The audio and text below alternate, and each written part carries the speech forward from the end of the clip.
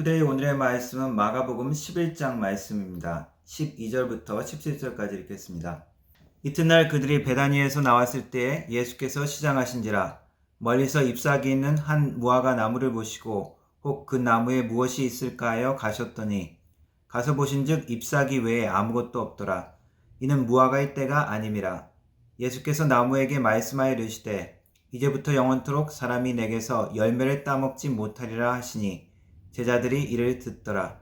그들이 예루살렘에 들어가니라. 예수께서 성전에 들어가사 성전 안에서 매매하는 자들을 내쫓으시며 돈 바꾸는 자들의 상과 비둘기 파는 자들의 의자를 둘러 엎으시며 아무나 물건을 가지고 성전 안으로 지나다님을 허락하지 아니하시고 이에 가르쳐 이르시되 기록된 바 내 집은 만민이 기도하는 집이라 칭함을 받으리라고 하지 아니하였느냐.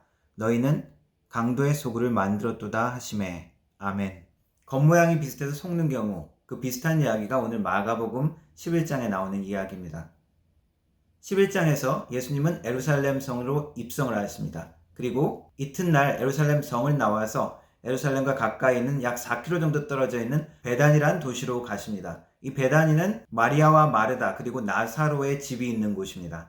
그 베다니에서 잎이 무성한 무화과 나무를 보시고 예수님은 먹을 것이 있나 가셨다가 열매가 없는 것을 보시고 그 무화과 나무를 저주하십니다. 그런데 성경은 무화과의 때가 아니었다라고 기록을 합니다.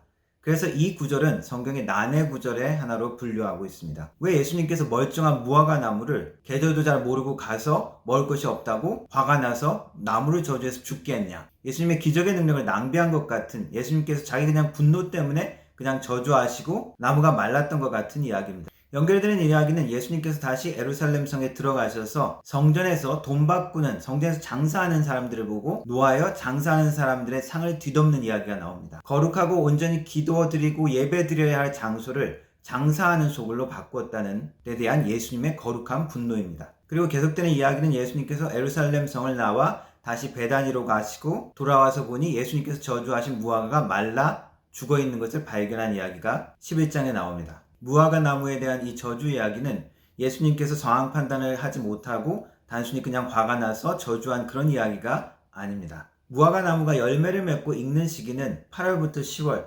늦 여름, 초, 가을쯤이 됩니다. 하지만 봄부터 이 봉우리가 자라서 먹을 수 있는 부분이 나오는데 파김이라는 부분이 열매처럼 그렇게 봄에도 먹을 수 있게 난다고 합니다. 이 파김이 먼저 나고 그 다음에 잎이 자라기 때문에 잎이 무성하다는 것은 이 파김, 먹을 게 많다는 신호라고 할 수 있습니다. 그러나 이 무화과 나무는 잎은 무성한데 이상하게 열매가 없었다고 합니다. 무성한 잎은 오히려 사람을 속이는 것 같은 역할을 했습니다.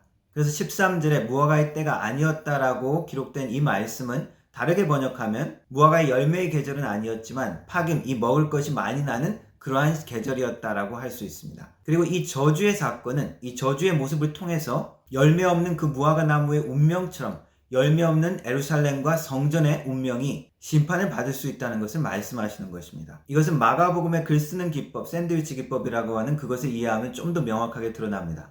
이야기의 구성은 베다니에서 무화과 나무를 저주하고 예루살렘 성에 들어가서 성전을 청결케 하시는 일을 한 후에 그리고 다시 베다니로 나와서 무화과 나무가 말라버린 것을 확인하는 이야기로 기록되어 있습니다.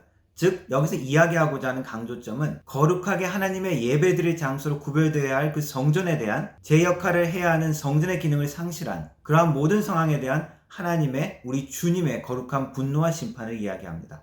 당시의 예루살렘 성전의 현실은 마치 잎만 무성하고 열매가 없는 무화과 나무와 같은 것입니다. 제 역할을 하지 못하는 이 예루살렘 성전을 향해서 예수님은 그 멸망을 예언하시면서 눈물을 흘리셨습니다. 예수님께서 안타까워하시면서 눈물을 흘리신 그 예언처럼 예루살렘 성과 그 성전은 주 70년 철저히 파괴되어져 버립니다. 겉보기에는 무성하지만 열매가 없는 무화과, 그리고 화려하게 지어졌고 많은 사람들이 찾아오지만 실제 하나님께 온전히 드려지는 예배가 이루어지지 않는 성전의 모습은 동일한 것입니다. 이 말씀을 통해서 우리에게 주시는 말씀, 경고는 분명합니다. 보여지는 우리의 신앙의 겉모습, 봉사나 어떤 활동이나 우리의 직책이나 그 모든 것은 하나님께서 온전히 원하시는 진정한 열매가 사라진 거짓된 모습이 될 수 있다는 것을 말씀하십니다. 요한계시록에 촛대로 옮긴다는 표현이 있습니다. 우리를 통해서 원하시는 하나님의 계획과 뜻, 축복이 그 기회가 우리에게서 떠나간다는 말씀입니다. 말씀을 통하여 하나님의 성전된 우리의 예배와 삶이 회복되는 은혜가 있기를 원합니다. 기도하겠습니다. 입만 무성하고 열매 없는 삶이 아니라 하나님께 온전히 드려지는 예배의 삶이 회복되어져 주님께서 주시고자 하는 능력과 축복이 우리의 삶과 우리의 가족과 우리의 일터 가운데 나타날 수 있도록 하나님 도와 주옵소서. 예수님의 이름으로 기도합니다. 아멘.